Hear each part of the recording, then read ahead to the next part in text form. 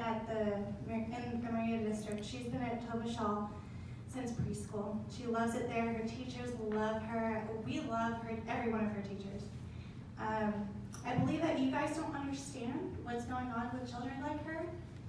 And so I want to just explain that and explain what SB 276 will be doing to her.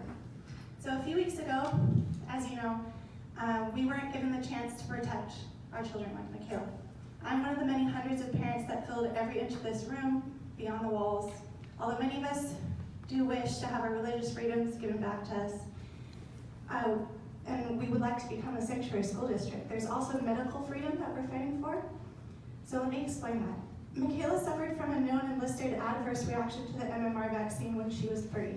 It was the first shot she had at the time because at the time I only questioned the safety for babies. What she experienced was called encephalitis. Her brain was swelling. She was unwakeable for 3 days. I could not get her to eat anything. I could barely wake her up to drink some water some of the time. Let me tell you what it feels like to think your child is dying every hour for days. It was the scariest thing I've ever experienced as a mom. I have the scientific research to show you that if I gave her that shot again, I would be risking her death. Recently, Senator Brann wrote a draconian bill, SB 276, that was passed solely by the Democratic Party and has now made it impossible for Michaela to go to public school, that school that she loves. Unless she's suffered from anaphylaxis or a coma, her medical exemption will now be void.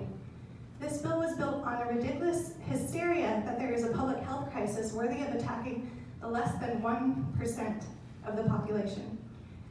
Local Senator Jeff Stone called it a mockery of democracy. And our Assembly member Melissa Melendez personally wrote our family promising to protect Michaela and children like her by voting no. If our local representatives get it, the school board can't be too busy or too scared to help us protect our children in our schools. You may think that you're legally safer to obey the health department as they begin to instruct you to comply with these new stipulations. However, you'd be wrong. If you render the health department the medical records of the children in your district, you have medical exemptions, as they will ask you to. You have committed a violation of FERPA.